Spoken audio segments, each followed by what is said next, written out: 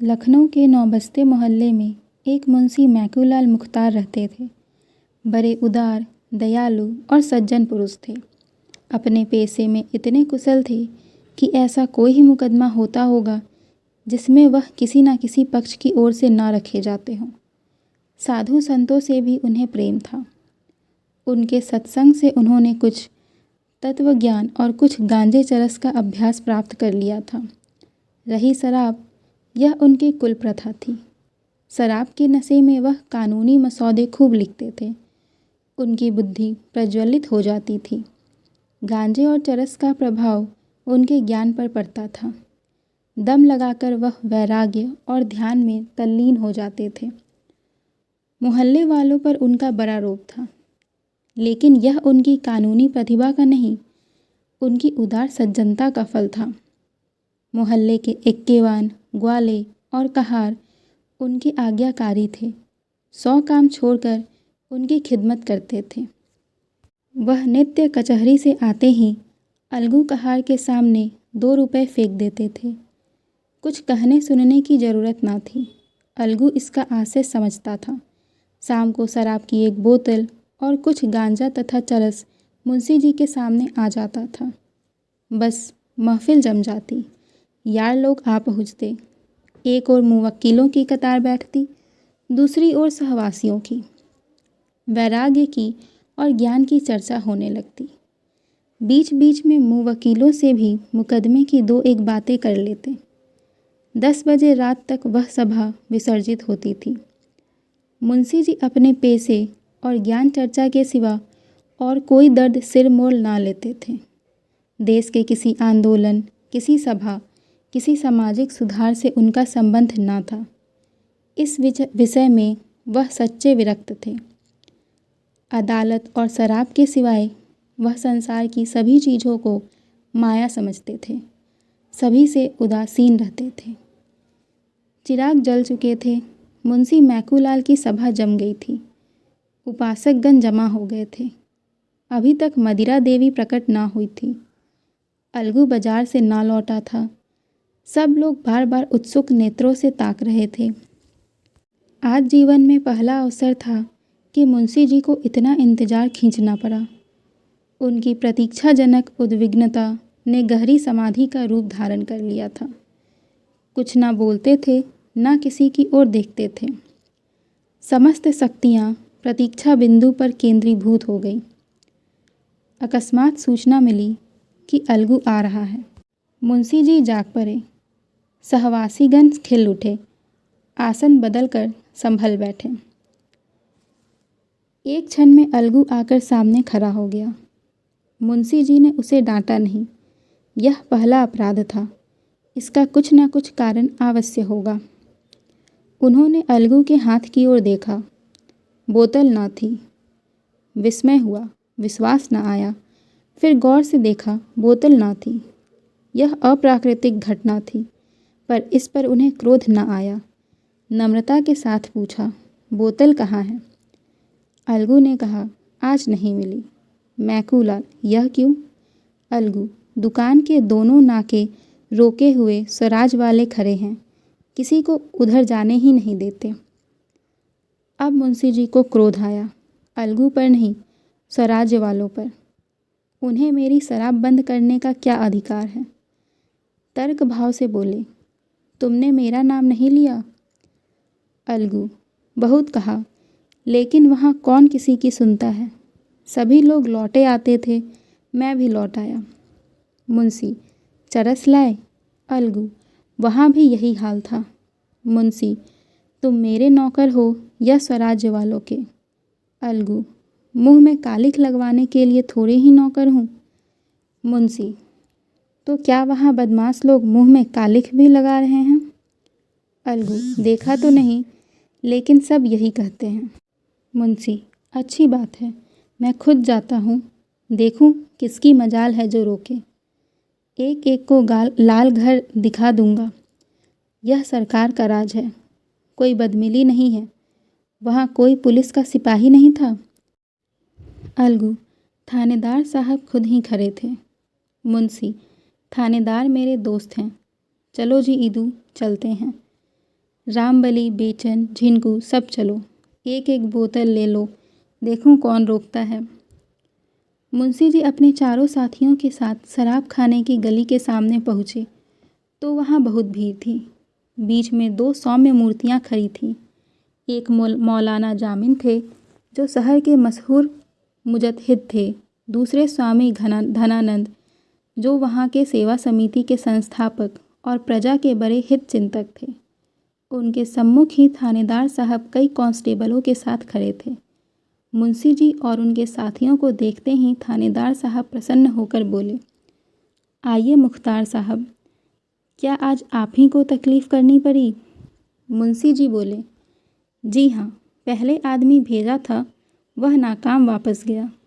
सुना आज यहाँ हड़भोंग मचा हुआ है, स्वराज्य वाले किसी को अंदर नहीं जाने देते। थानेदार, जी नहीं, यहाँ किसकी मजाल है जो किसी के काम में हाजिर हो सके। आप शौक से जाइए, कोई चूं तक नहीं करेगा। मुंशी जी गली में घुसे कि इतने में मौलाना जामिन ने ईदू से बड़ी नम्रता से कहा, दोस्त, यह तो तुम्हारी नमाज का वक्त है, यहाँ कैसे आए? क्या इसी दीनदारी के बल पर खिलाफत का मसला हल करेंगे? ईदू के पैरों में जैसे लोहे की बेड़ी पड़ गई। लज्जित भाव से खड़ा भूमि की ओर ताकने लगा। आगे कदम रखने का साहस ना हुआ। स्वामी घनानंद ने मुंशी जी और उनके बाकी तीनों साथियों से कहा, बच्चा, यह पंचामृत लेते जाओ, तुम्हारा कल्याण होगा। झिनकू, रामबली और बेचन ने अनिवार्य भाव से हाथ फैला दिया और स्वामी जी से पंचामृत लेकर पी गए। मुंशी जी ने कहा, इसे आप खुद पी जाइए, मुझे ज़रूरत नहीं।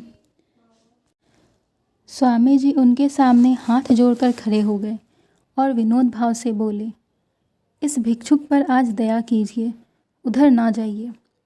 लेकिन मुंशी जी ने उनका हाथ पकड़कर सामने से हटा दिया और गली में दाखिल हो गए। उनके तीनों साथी स्वामी जी के पीछे सिर झुकाए खड़े रहे। मुंशी, रामबली, झिनकू आते क्यों नहीं? किसकी ताकत है कि हमें रोक सके? झिनकू ने कहा, तुम्हें काहे नहीं लौट आवत हो, साधु संतन की बात माने का होत है। मुंशी, तो इसी हौसले पर घर से निकले थे? रामबली, निकले थे कि कोई ज़बरदस्ती रोकेगा तो उससे समझेंगे, साधु संतों से लड़ाई करने थोड़ी ही चले थे। मुंशी, सच कहा है, गवार भेड़ होते हैं। बेचन, आप शेर हो जाएं, हम भेड़ ही बने रहेंगे। मुंशी जी अकड़ते हुए शराब खाने में दाखिल हुए। दुकान पर उदासी छाई हुई थी। कलवार अपनी गद्दी पर बैठ उग रहा था। मुंशी जी की आहट पाकर चौंक पड़ा। उन्हें तीव्र दृष्टि से देखा, मानो यह कोई विचित्र जीव है। बोतल भर दी और उगने लगा। मुंशी जी गली के द्वार पर आए तो उन्होंने अपने साथियों को ना पाया। बहुत ही आदमियों ने उन्हें चारों ओर से घेर लिया और निंदा सूचक बोलियां बोलने लगे। इतने में थानेदार साहब ने आकर भीड़ हटा दी। मुंशी जी ने उन्हें धन्यवाद दिया और घर चले। एक कांस्टेबल भी रक्षार्थ उनके साथ चला। मुंशी जी के चारों मित्रों ने बोतलें फेंक दी और आपस में बातें करते हुए चले। झिनकू, एक बेर हमार एक्का बिगाड़ में पकड़ जात रहे तो यही स्वामी जी चपरासी के कह सुन के छुड़ाए देहिन हैं। रामबली, पिछले साल जब हमारे घर में आग लगी थी तब भी तो यही सेवा समिति वालों ने आकर उसे बचाया था, नहीं तो घर में एक सूत ना बचता। बेचन, मुख्तार अपने सामने किसी को गिनते ही नहीं। आदमी कोई बुरा काम करता है तो छिप के करता है, यह नहीं कि बेहाई पर कमर बांध ले। झिनकू, भाई, पीठ पीछे कोई की बुराई ना करे चाहे, और जौन कुछ होए पर आदमी बड़ा अकबाली हो। उतने आदमियन के बीच माँ कैसे घुसत चला गवा। रामबली, यह कोई अकबाल नहीं है। थानेदार ना होता तो आटे दाल का भाव मालूम हो जाता। बेचन, मुझे तो कोई 50 रुपए देता तो भी गली में पैर ना रख सकता, शर्म से सिर ही नहीं उठता। ईदू इनके साथ आकर आज बड़ी मुसीबत में फंस गया। मौलाना जहाँ देखेंगे वहाँ आड़े हाथों लेंगे। दीन के खिलाफ ऐसा काम क्यों करें कि शर्मिंदा होना पड़े। मैं तो आज शर्म के मारे गड़ गया। आज तौबा करता हूँ, अब इसकी तरफ आँख उठाकर भी ना देखूँगा। रामबली शराबियों की तौबा कच्चे धागों से मजबूत नहीं होती। ईदू अगर फिर कभी मुझे पीते देखना तो मुंह में कालिख लगा देना। बेचन अच्छा, तो इसी बात पर आज मैं इसे छोड़ता हूँ। अब पीऊँ तो गऊ रक्त बराबर। झिनकू तो का हम ही सबसे पापी हन। फिर कभू जो हमका पियत देख्यो, बैठाए के 50 जूता लगायो। रामबली अरे जा, अभी मुंशी जी बुलाएंगे तो कुत्ते की तरह दौड़ते हुए जाओगे। झिनकू मुंशी जी के साथ बैठे देखियो तो 100 जूता लगायो। जिनके बात में फ़र्क है उनके बाप में फ़र्क है। रामबली तो भाई मैं भी कसम खाता हूँ कि आज से गांठ के पैसे निकाल कर ना पीऊँगा। हाँ, मुफ्त की पीने में इनकार नहीं। बेचन गांठ के पैसे तुमने कभी खर्च किए हैं? इतने में मुंशी मैकूलाल लपके हुए आते दिखाई दिए। यद्यपि वह बाजी मारकर आए थे, विजय की गर्व की जगह खिसियानापन छाया हुआ था। किसी अव्यक्त कारणवश वह इस विजय का हार्दिक आनंद ना उठा सकते थे। हृदय के किसी कोने में छिपी हुई लज्जा उन्हें चुटकियां ले रही थी। वह स्वयं अज्ञात थे, पर उस दुस्साहस का खेद उन्हें व्यथित कर रहा था। रामबली ने कहा, आइए मुख्तार साहब, बड़ी देर लगाई।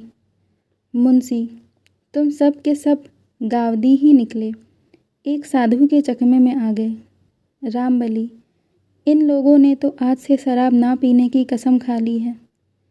मुंशी ऐसा तो मैंने मर्द ही नहीं देखा जो एक बार इसके चंगुल में फंस कर निकल जाए। मुंह से बकना दूसरी बात है। ईदू जिंदगी रही तो देख लीजिएगा। मुंशी देखूंगा तुम्हारी बहादुरी भी। बेचन देखना क्या है, छोड़ देना कोई बड़ी बात नहीं। यही ना होगा कि 2-4 दिन सुस्त रहेंगे। लड़ाई में अंग्रेज़ों ने छोड़ दिया था, जो इसे पानी की तरह पीते हैं, तो हमारे लिए कोई मुश्किल काम नहीं। यही बातें करते हुए लोग मुख्तार साहब के मकान पर आ पहुँचे। दीवान खाने में सन्नाटा था। मुवक्किल चले गए थे। अलगू पड़ा सो रहा था। मुंशी जी मसनद पर जा बैठे और अलमारी से ग्लास निकालने लगे। उन्हें अभी तक अपने साथियों की प्रतिज्ञा पर विश्वास न आता था।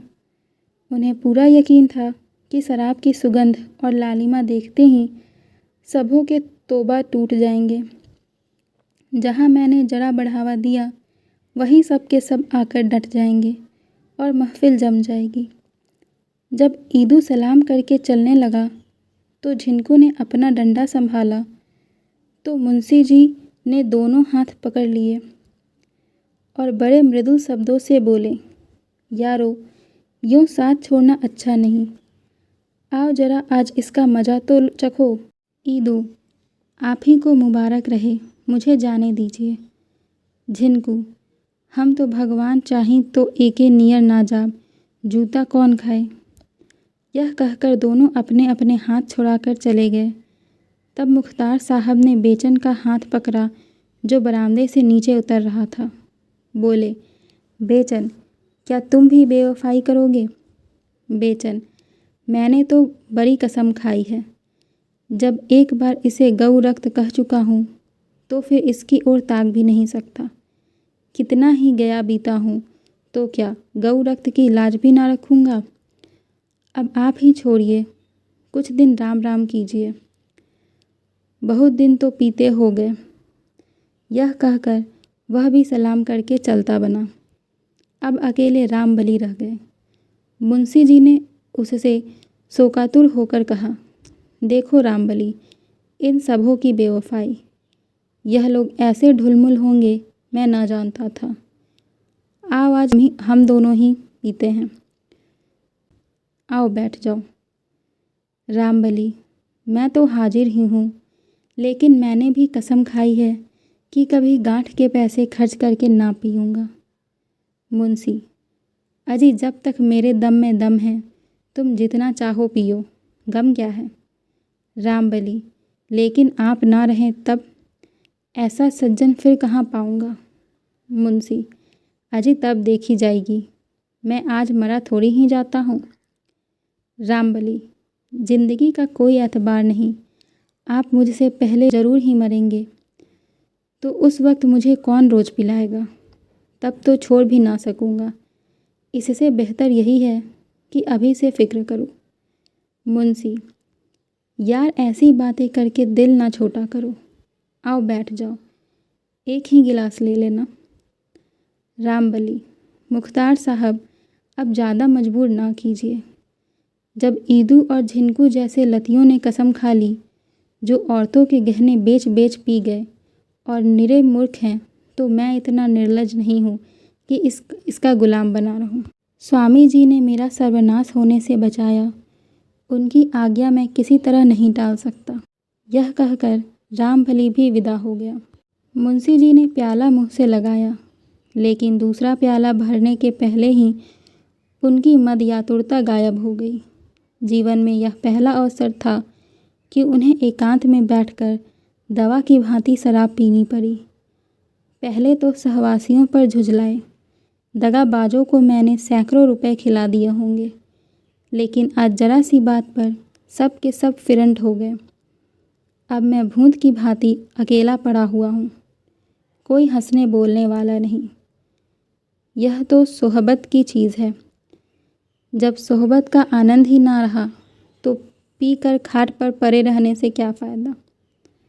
मेरा आज कितना अपमान हुआ। जब मैं गली में घुसा हूँ तो सैकड़ों ही आदमी मेरे ओर आग्नेय दृष्टि से ताक रहे थे। शराब लेकर लौटा हूँ तब तो लोगों का वश चलता तो मेरी बोटियाँ नोच खाते। थानेदार ना होता तो घर तक आना मुश्किल था। यह अपमान और लोक निंदा किस लिए? इसलिए कि घड़ी भर बैठकर मुँह करवा करूं और कलेजा जलाऊं। कोई हंसी चुहल करने वाला तक नहीं। लोग इसे कितनी त्याज्य वस्तु समझते हैं। नहीं तो एक सन्यासी के जरा से इशारे पर बरसों के लती पियक्कर यो मेरी अवहेलना ना करते। जब मेरे साथ के ग्वाले, एक्केवान और कहार तक इसे त्याग सकते हैं, तो क्या मैं उनसे भी गया गुजरा हूँ? कुवासना के लिए आत्मा को इतना नीचे गिराना क्या अच्छी बात है? यह चारों इस घड़ी मेरी निंदा कर रहे होंगे, मुझे दुष्ट बना रहे होंगे, मुझे नीच समझ रहे होंगे। इन नीचों की दृष्टि में मैं नीचा हो गया। आज इस वासना का अंत कर दूंगा, अपमान का अंत कर दूंगा। एक क्षण में धड़ाके की आवाज़ हुई। अलगू चौंक कर उठा तो देखा मुंशी जी बरामदे में खड़े हैं और बोतल ज़मीन पर टूटी पड़ी है।